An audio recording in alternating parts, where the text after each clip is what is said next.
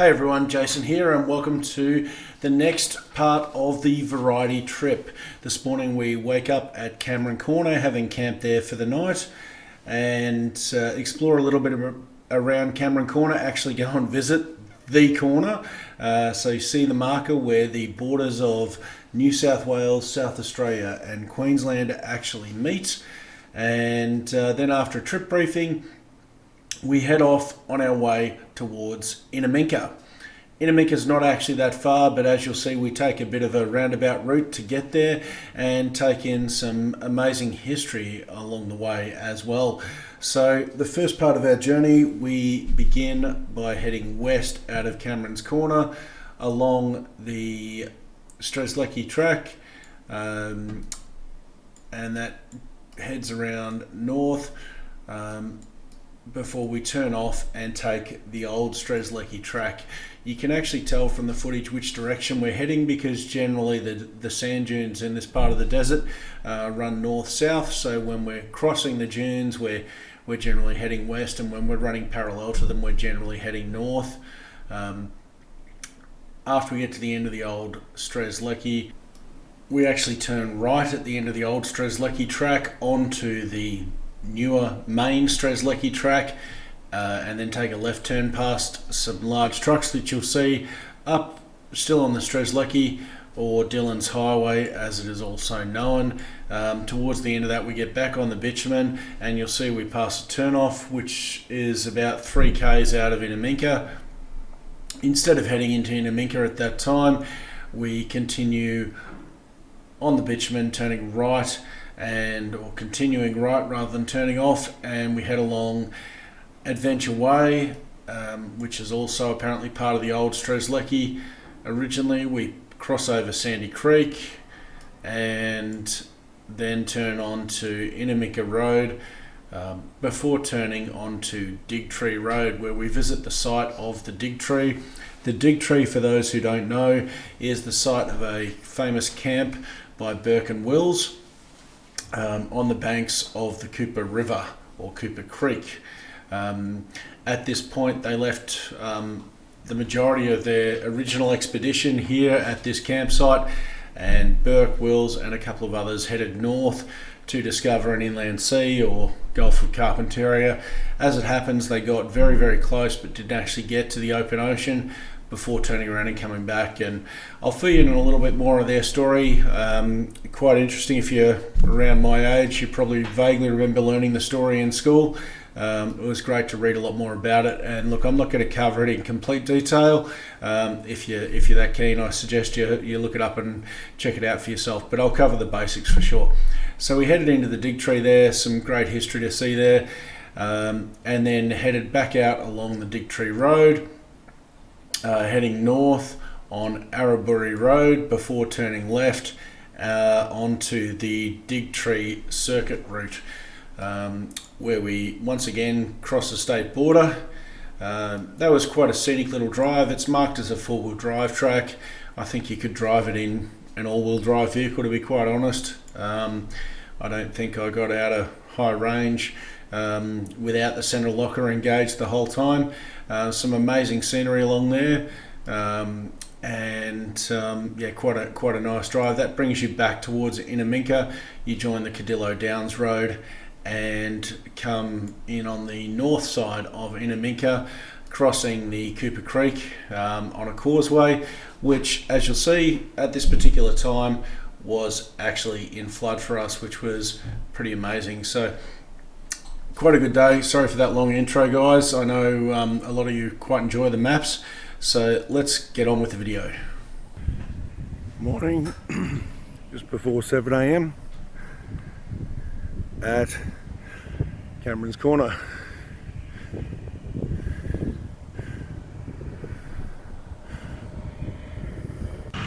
This is our campsite at Cameron Corner. Put some extra ropes up on the Coleman today, and it wasn't as windy last night, so had a much better night's sleep. That diesel generator seems to run 24/7. A few more people camping on the trip.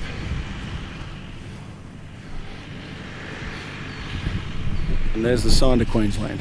Sun's just coming up. It's about 7:30 I think now.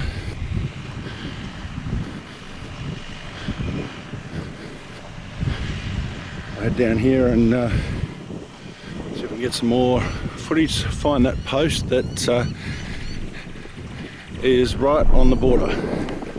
So what you're looking at there is pretty much the main road. Apologies for north darkness of the footage. Out of Cameron Corner, heading into Queensland, and as you can see there's a station in about 120 k's, and the road is not in the best condition.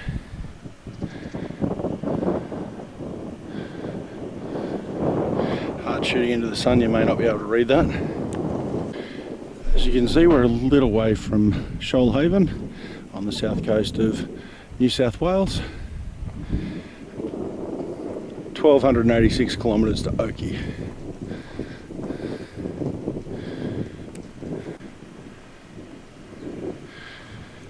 Flag erected here in memory of Sandy Nord, the founder of Corner Store.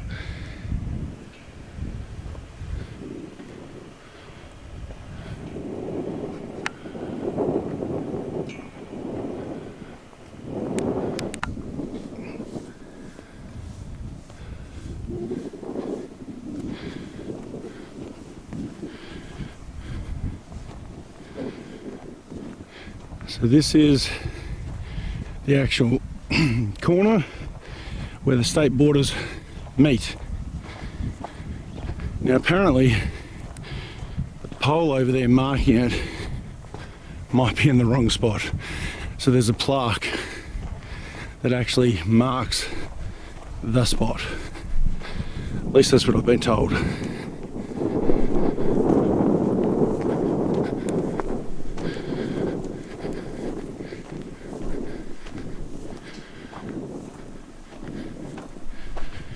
Cameron's Corner, survey monument marking the border, 11th of June 1969.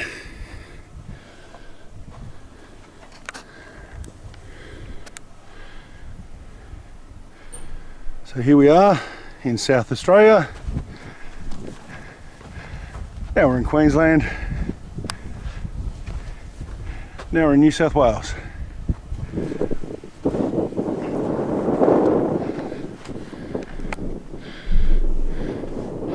And there's the corner store where we just were.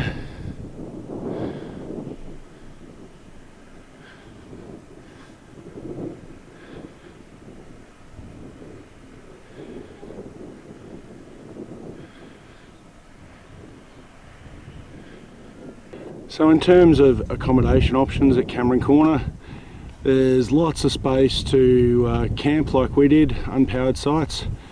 I think there's a couple of powered sites, and there's maybe 10 cabins. Cabins are pretty basic, as you'd expect for somewhere as remote as this. They've got beds in them, but showers and toilets are separate, so no en-suites. We actually enjoyed camping where we were because we're probably the furthest distance from the generator, which does run 24/7. So first up we're going to map here, which does a good job. We're obviously here at Cameron Corner, and today we're looking to take this track or a similar one to Innaminka. So pretty short day today. So named Cameron Corner because John Cameron was a surveyor for the New South Wales Lands Department.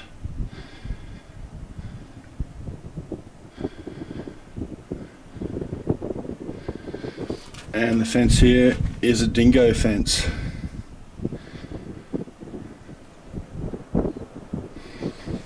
Final preparations for day 2. Well, day 3 actually.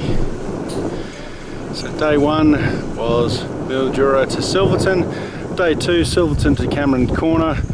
Here we are at Cameron Corner, getting ready to start day 3. little bit of a briefing before we head off for the day. Basically every day on the variety trips, the officials do give you a really good briefing and understanding of how the day is going to play out and where you're going to go and what to expect.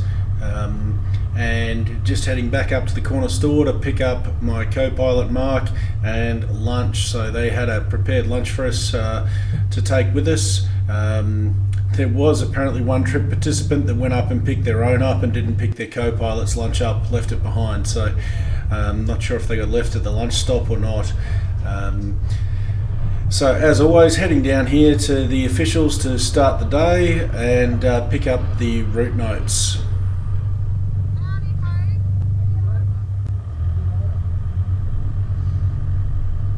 And just a very short trip south out of Cameron Corner before turning right and heading west further into the desert towards the Strezleki track. Now, once again, these big signs are really common in these remote areas. It's your way of getting information about the tracks if you don't have access to the internet, what roads are open, whether they're closed, what their status is, all that sort of thing. Now this is a desert and these are described as dunes. The track itself is probably more gravel than sand, not super soft. But you can see they've got a bit of height to them, and certainly a bit of undulation, which for this section kept it interesting. It did sort of limit your visibility, and while you might prefer to drive sort of towards the middle of the road, when you're approaching these dunes, you really do want to keep to the left. You just don't know whether somebody's coming the other way on the other side of the hill. At this point, I'm not sure if we had anyone in front of us. We might have had Dibsy in front of us. He wasn't a big talker on the radio, so we didn't necessarily know if somebody was coming. Obviously, if you're travelling in a convoy and you know people are in front of you and they're going to let you know, you can be a little bit more flexible. As you can see here, some sections were a little bit softer and more rutted. Again, I think it had been wetter probably the week before we got there rather than at the actual time that we were there, but there's still a lot of water around and plenty of evidence that it had been quite wet for sure. And again, some of these sections you can see some vehicle tracks indicating that it had been a little bit soft.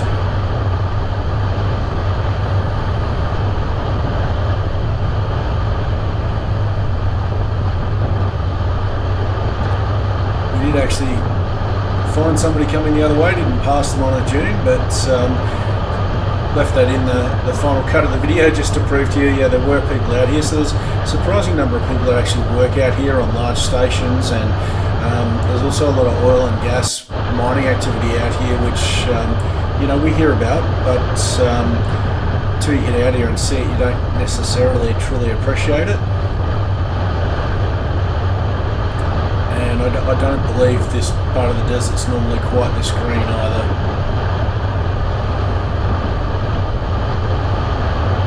As you can see, some of these dunes are pretty close together.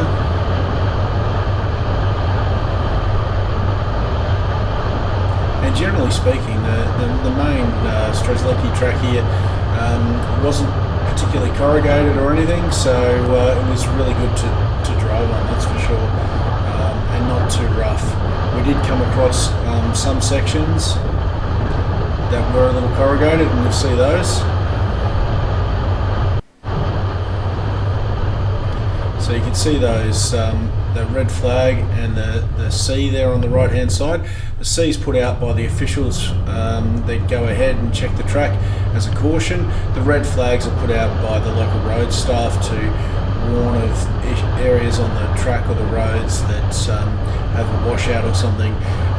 They're not particularly tall flags and they can be hard to spot, so you do need to drive with a bit of caution on these desert tracks, because on this particular day I didn't get any footage of it, but we did have a couple of people with some issues because they missed the red flags and hit an obstacle on the road a little faster than you would otherwise have liked.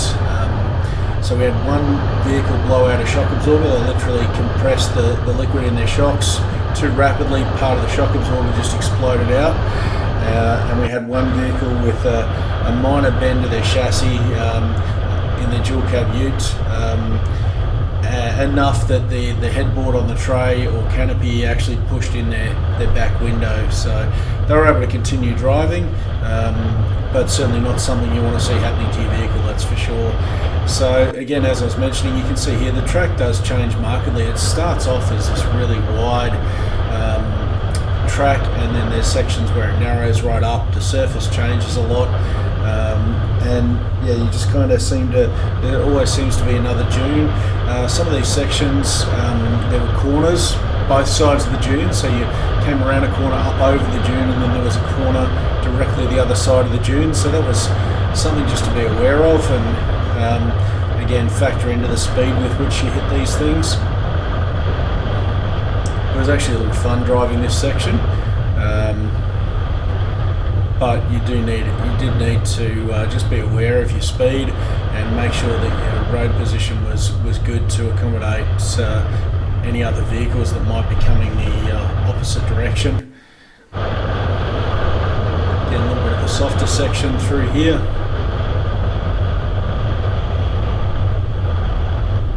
This is my first time proper desert driving, so this is probably a longer video than it might maybe needed to be.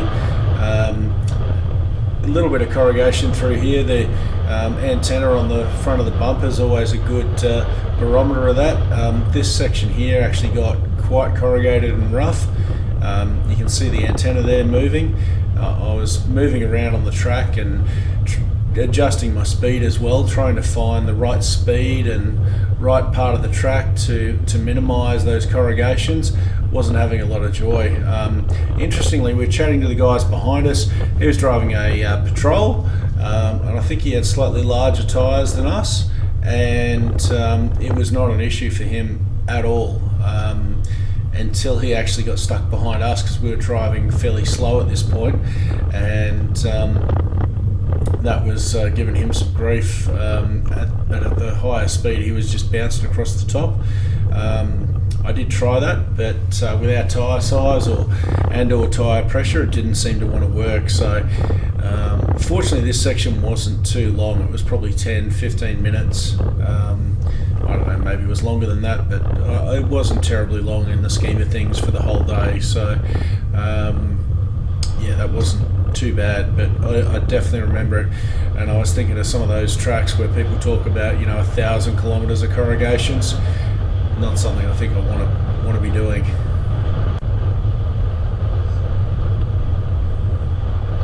So again, see those red flags marking that erosion on the left-hand side?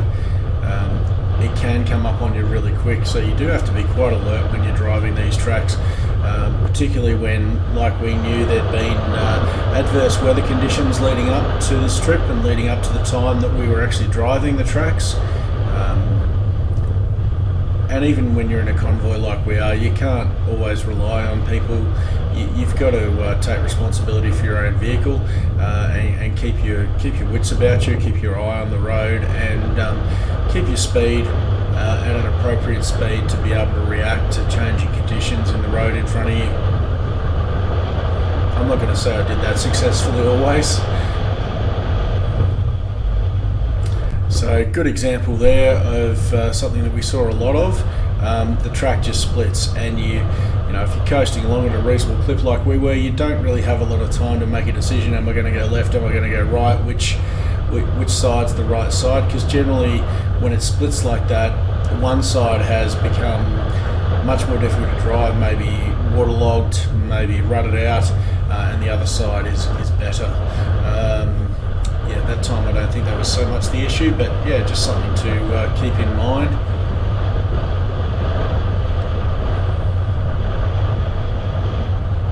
And that's actually Dibsy there pulled up in his 79, so we did have to pull up here and just wait for a little while. The officials ahead of us that were checking the track, we'd kind of caught up to them. They didn't get as much of a lead this morning as they would have liked.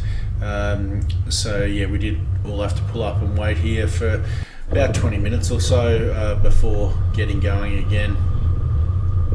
So that was the turn-off point there, and we're now heading north.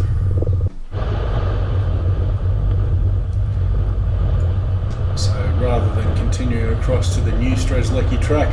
We've turned north and heading on the old Strezleki here, and you can see this section's been regraded recently. Those, I'm not sure how well they will come through streaming on YouTube, but they're fairly wet piles of mud both sides of the track there that had recently been graded out. And as you can see, the track conditions again changing markedly. Very sandy here, not super well defined in sections, not super soft or deep sand, but definitely something you want to be conscious of. I suspect that area to the right back there had been the old track alignment, and that's something we saw a lot, that the track alignment did change from time to time. Just on the right there, just leaving frame, you see one of the oil wells or pumps, and we saw heaps of those. Didn't have a lot of time to stop and check them out, which might have been interesting. They are private property, so it's not like they're there for tourists to go and climb all over and that sort of thing, but it was surprising how much we did see out this way, and you realise how many people are actually working out here. So you can see this part of the track's a bit of a bowl, and anytime there's water here, it's going to collect on the track and it's going to get wet and it's going to get soft.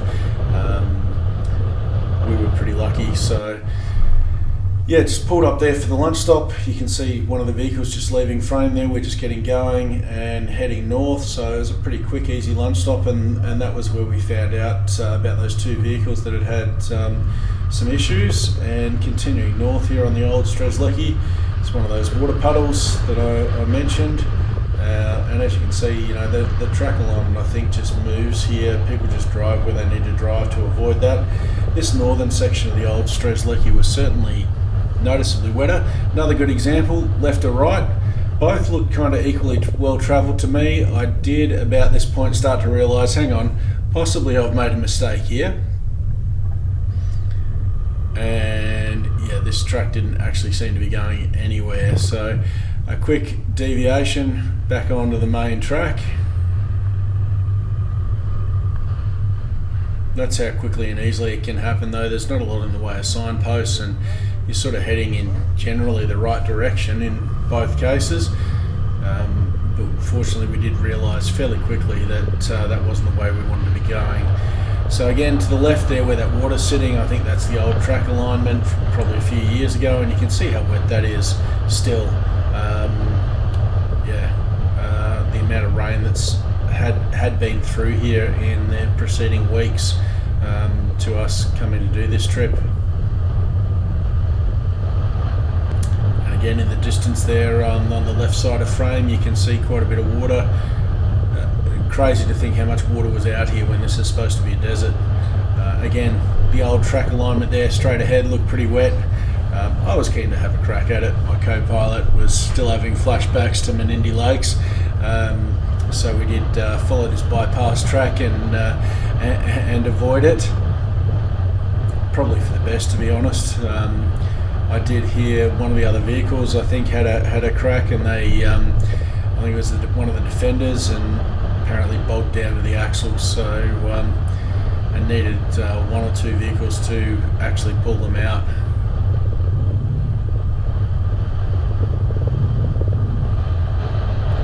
So again, most of the way along here the surface is pretty good. You can see the old track there to the left, and the new track is what we're driving on.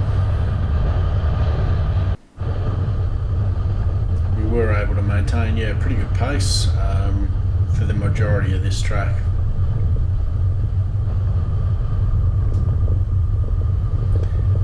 And once you're heading north, as we are here, largely north, and you're not crossing the dunes, it's pretty flat country. Again, just another section where the new track is next to the old track, and you can see all that water sitting down in the depression where the old track had been.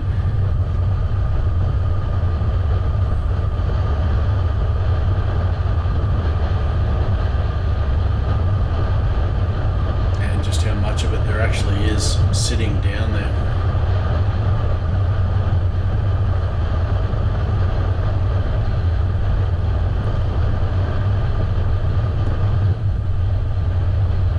this section of the track.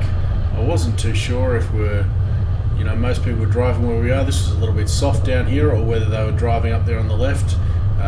Wasn't really sure. Took the line I took and we didn't have any issues, so that was good.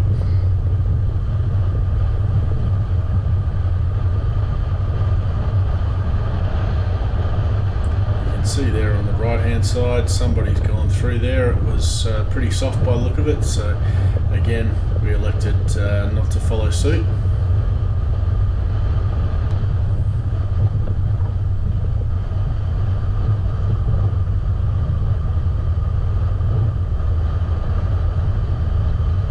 Really does. So this was a good few hours, this section of the track.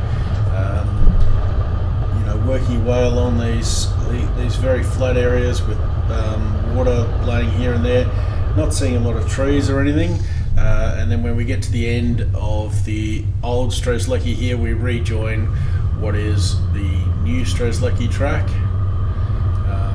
Short run along here, only a couple of kilometres before turning left, still following the Strezleki, also known as the Dillon Highway or something, I think, at this point. And this is a run north. So yeah, this is the turn off coming up here. You might have just seen that big green sign flash past the frame. A couple of large trucks lined up here with some heavy equipment on the back of them.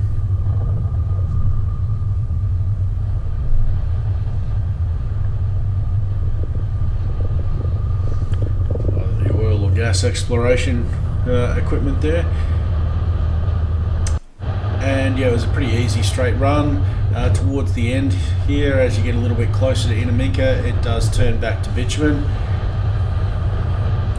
and just coming up here to this corner where this truck is, if we turn left here, it's about a 3 kilometre run straight into Innaminka. If you recall the intro at the start of this video, we didn't go that way. That's one of the official vehicles there. We didn't know it at this stage. They were actually there on the radio and on the phone checking up on conditions for Birdsville and whether we were going to be able to get across the Diamantina River or not. So yeah, we continued on. This is a fairly new looking bridge, crossing one of the creeks that is a tributary of the Cooper Creek. As you can see, quite a lot of water in it. I feel like not too long ago that was probably a ford or a causeway, but they have put this bridge in now.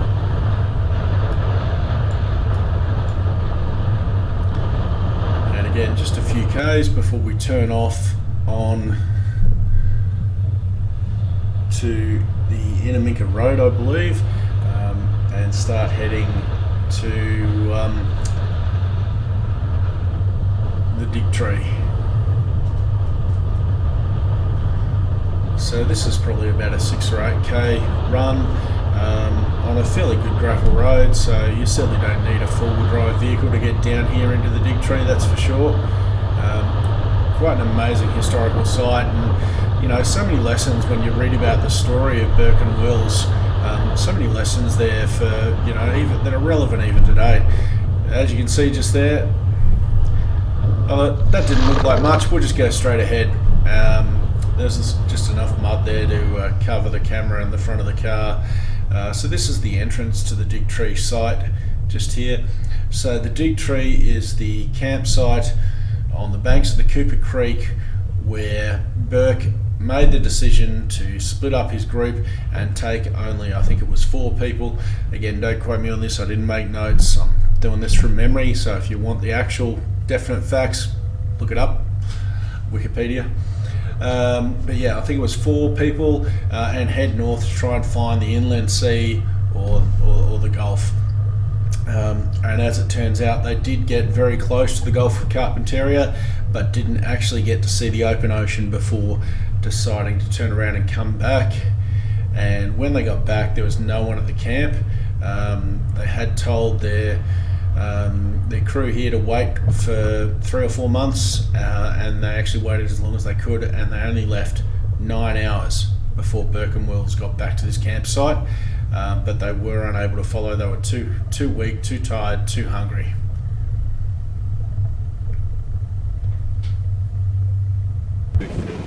next to the tree, and they put a sign in the tree in code how far out, so anybody else came, they could locate the food. So they buried it from the animals, Right. and also from the Aborigines. Right.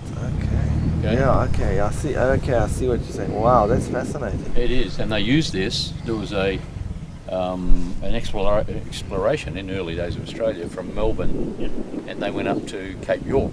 Yeah. And these guys got back after a lot of really bad decisions. They were looking for a big inland sea or whatever. Anyway, they made it to within 5 k's of the Gulf, and were discovering the Gulf. Oh no! And they made it back here, and they turned up here 9 hours after the crew that was waiting for them gave up on them and said they must be going home. And except for one, they all. So you heard a little bit of the story there, a little bit of information about here that they called the site Camp 65 at the Dig Tree, along the route that Burke and Wills took. And you can see the party departed after waiting for Burke and Wills to return. Now when Burke and Wills got back here, the local Aboriginal people befriended them and were looking after them and helping them with food and water and all those sorts of things, but unfortunately Burke alienated the local Aboriginal people, which was a major factor in the ultimate outcome. So you can see here a little bit of information on this sign. There was some confusion over which tree was the actual dig tree, because there were 2 trees that had the word dig carved on them, one by the group waiting for Burke and Wills, and then one by another explorer sometime later.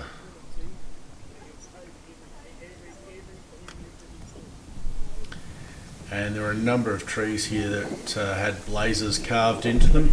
You can see this is talking about Howitt's blaze, and this is the one that was thought to be the actual dig tree for some time, but as you can see there, it was carved in 1862, sometime afterwards. So that's what the blazes sort of look like when they're still visible. And that's the Camp 65 blaze in Roman numerals. And that's the Cooper Creek, probably much fuller than it was when Burke and Wills were here. And Bras Tree, also known as the real dig tree.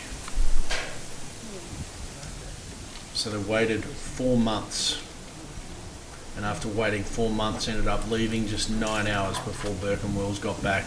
Apparently the coals in the fire were still warm.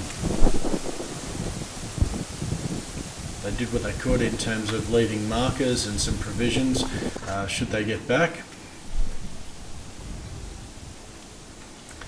And sometime later in 1898, this face was carved into the tree as a bit of a memorial, and it's still visible today. Just amazing work when you look at it. So much history at this spot. There's a lot of information to read. Some of it's here down at the tree sites, and some of it's back up at an information hut. Just a quick scan here of all the vehicles from everybody on the variety trip. Damaged tyre there, about to be changed over.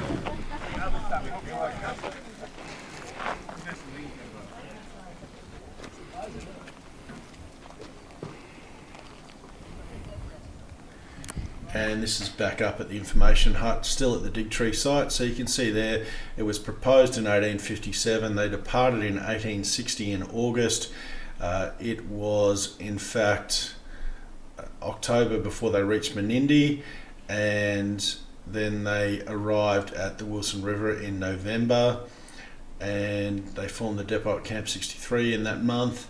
Second depot at the Dig Tree in December, and then they departed on again, reached the northern camp 119, and then turned around and came back.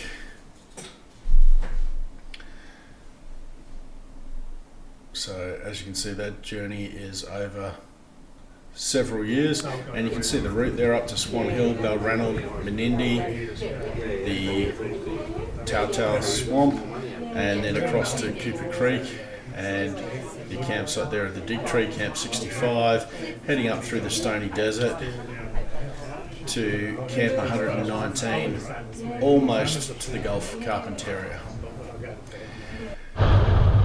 So after visiting the Digtree site,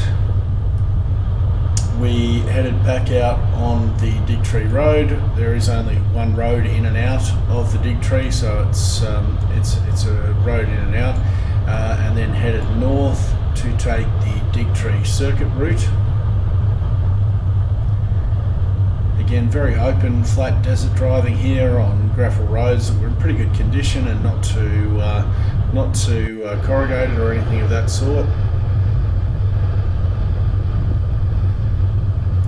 Just keeping a good distance. There wasn't a lot of wind, but there was enough to move the dust off the track, which was good. And as you can see here, the only place we saw trees or anything that could be remotely called trees is in these depressions where obviously when they get a lot of rainfall, there is some flash flooding and some water flowing through those depressions. That is the only place that we actually saw that. So turning left here onto the circuit route.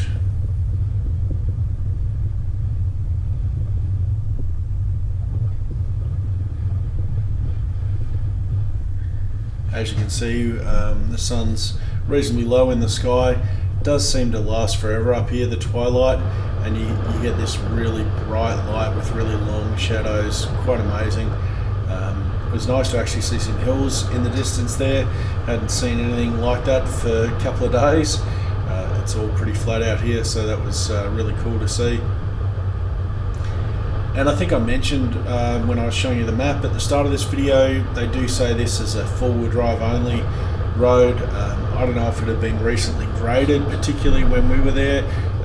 You could drive this in an all-wheel drive vehicle quite comfortably, probably a two-wheel drive if you had to. Going into the light here, you can see it does sort of darken the picture. That's a donkey on the right hand side. That's like a random donkey out here in the middle of nowhere, so a couple of people pulled up to take some photos. It wasn't like there was a whole heap of them. There was just one donkey out here in the desert. And if you've watched the Shrek movies, you probably know what I'm thinking. Now I think that crossing point there is actually the border crossing where we've crossed back into South Australia.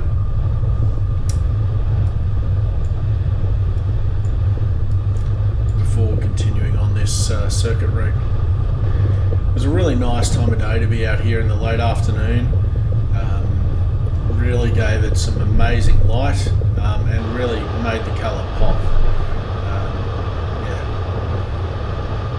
I think if you enjoy touring rather than hardcore four-wheel driving, desert travel is something that I could definitely get into. I mean, I enjoyed both, but there was something really special about being out in this country and just, you know, really getting an appreciation of just how big it actually is. So one of the other trip participants there pulled over to get some setting sun photos, I think.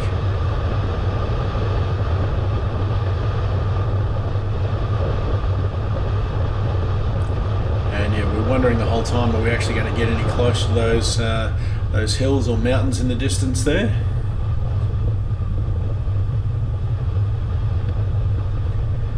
And I think they were called the Menindee Range.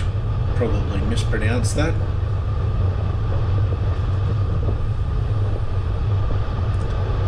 As you can see, we did get a little closer, and these were amazing flat top mountains, something that I haven't seen anywhere. It's probably does occur in other parts of Australia, but I certainly haven't seen it anywhere else in Australia. So it was really cool. I always think of you know, those typical desert scenes in America where they have, I don't know if it's Utah or somewhere like that, where they have all those flat top mountains. So it was really cool to see something like this in our own backyard, so to speak.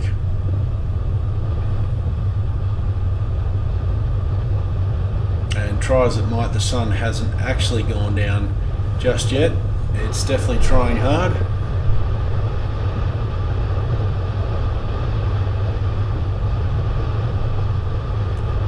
Again, had we had more time and more light, we might have tried to head over to that particular mountain and walk up it.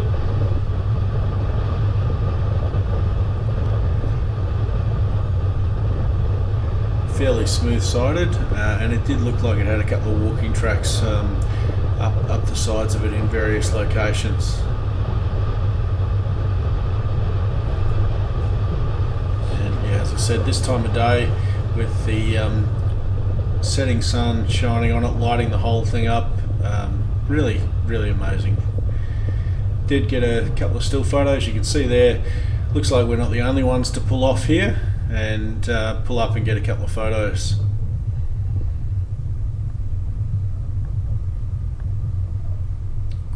Just amazing scenery out here.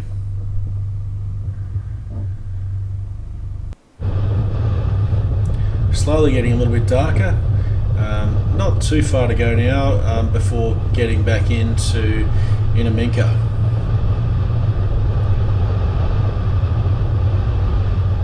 So if you're up in this neck of the woods, I definitely recommend that you do this Dig Tree Circuit drive. Not a difficult drive by any stretch of the imagination, and you do check out the Dig Tree site. You can easily spend an hour or two there. There's lots to read, lots of information, and when you read the story about how Burke and Wills left, the people waited for them as long as they could. They left. Burke and Wills got back 9 hours later. Burke and Wills then made the decision to head towards Mount Hopeless in South Australia instead of Menindee, which is where they'd come from. While they were trying to get to Mount Hopeless, that's when Wills died.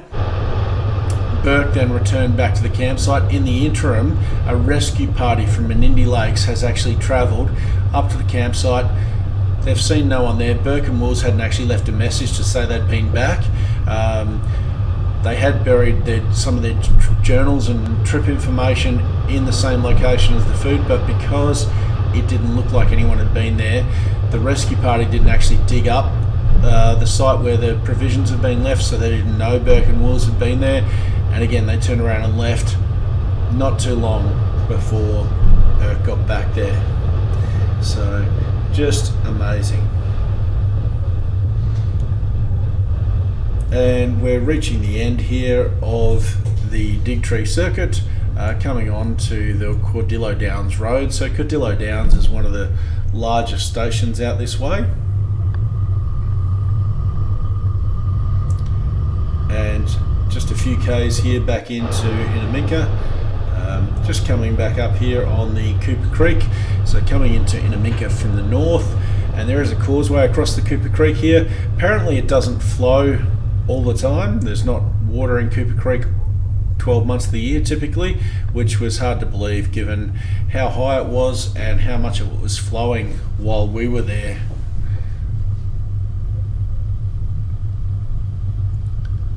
As you can see, quite a good sized creek, at least at this time.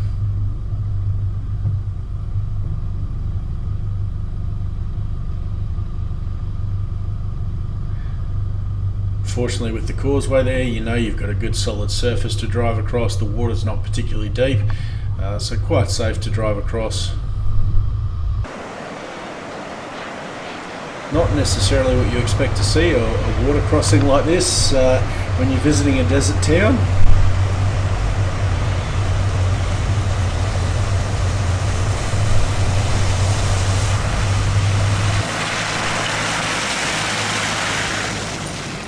And just 1 or 2 kilometers, not even, into Innaminka. So look, thanks for watching everybody. I hope you've enjoyed this video. Like this video if you liked it. If you got any questions, leave a question or comment down below. Next video we'll be exploring some more significant sites around Innaminka. So thanks for watching. Have a great day. See you in the next video.